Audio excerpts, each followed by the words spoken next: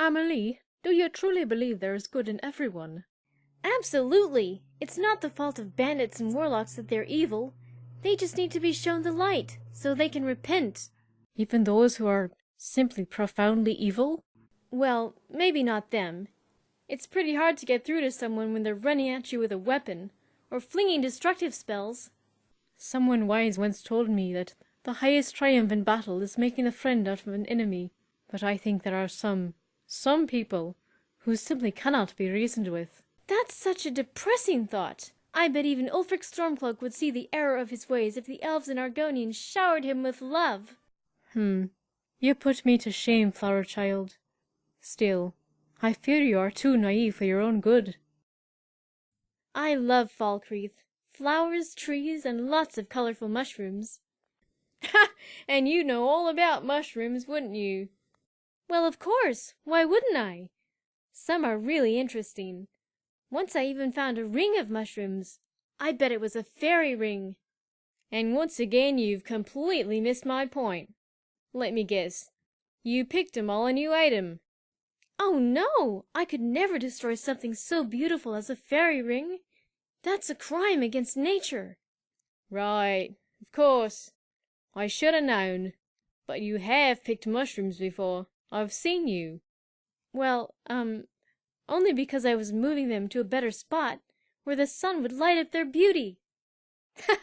Oh, please. I know you just wanted to see some pretty colors. I don't know what you're talking about. Sure, flower girl, sure. Hey, Isabel, how come you don't fight?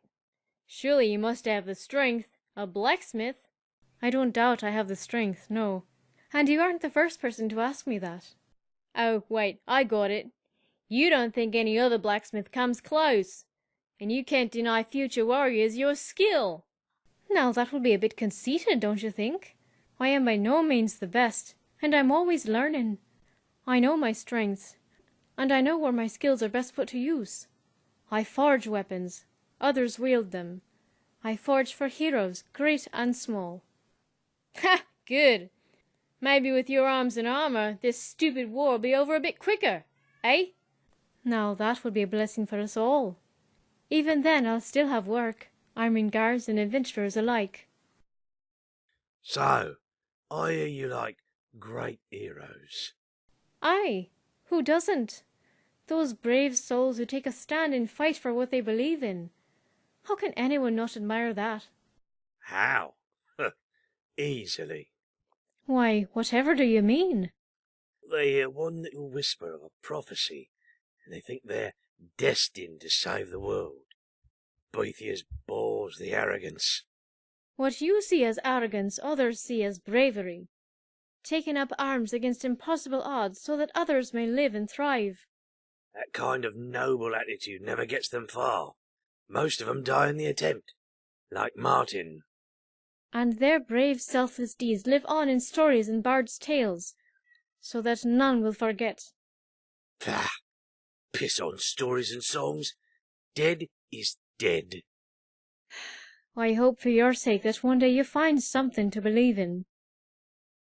Many have praised your work, Isabel. Finest blades and strongest armor for many leagues. Why, thank you, Valian. Though I'd rather hear that from warriors who've used my weapons and armor. Not to worry, I've had plenty of that also. Why is it that you do not fight? Why do you not wield the sword, as well as forge it? Oh, I only know the basic cuts and guards, just enough to test my blades, make certain the balance is just right. I am no warrior, and I am content to provide support in the best way I'm suited. And by bearing my steel, a part of me goes out there with every soldier to the battlefield. I understand. That is a good way to think about it. Romarin, tell me about your life as a troubadour. My life as a... Oh, you're actually interested in that? Most people simply roll their eyes and scoff when I mention it. Yes, when I was a lad I wanted to be one. That was a long time ago. But one never forgets childhood fancies. Ha!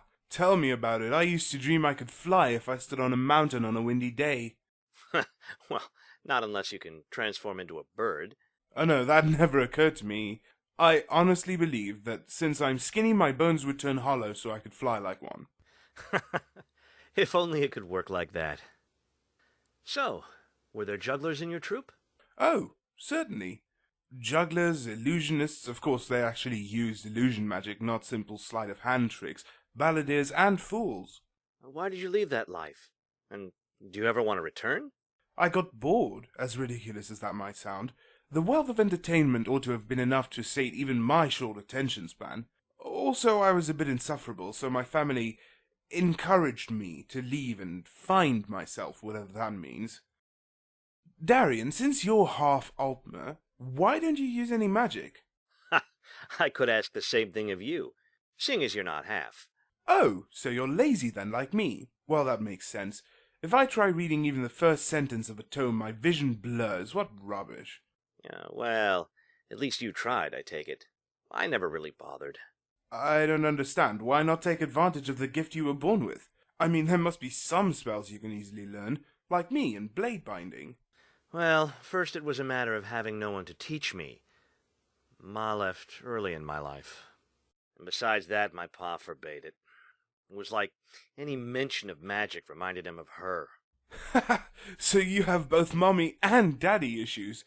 What a relief. I'm glad I'm not the only one around here with problems. Yeah. Look at us all. Such a lovely dark-haired elven lass. Surely you'd like to partake in the glory of Skjarn the Magnificent. Excuse me? Flattery don't work on me, Nord. I see right through it.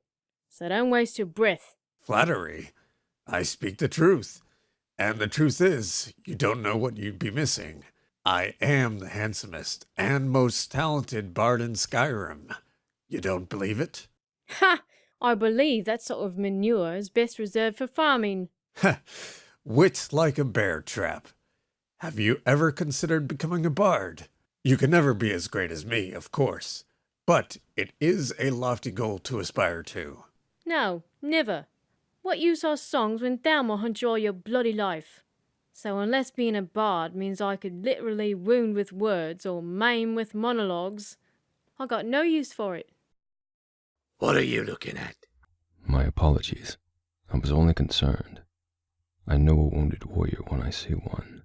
Mind your own business, healer, if you know what's good for you. A warrior may hide his wounds, but his scars will never fade. Oh? And you think you can see my scars, healer? I see that you have suffered, and you bear the burden of regret. Something I know all too well. You think you know me, healer? Well, you're not wrong about regret. It is not always necessary to defeat one's demons to be rid of them. Sometimes it is enough merely to acknowledge them and resolve that they shall no longer control you. Wise words. You know, in a way, you remind me of the temple. You seem very passionate about the stars, my lady. Oh yes, my lord. Do you wish to know which is my favorite? Let me see. Perhaps the lover. Else your grace comes naturally. That is close, but actually my favorite is this serpent. Mysterious and unpredictable. You never know when it brings a blessing or a curse. You would love the Imperial Orrery in Cyrodiil's Arcane University. With it, the stars seem only a breath away, shining beacons in the darkness. My lord, I would love to. Perhaps you could show me one day? I have never been to Cyrodiil.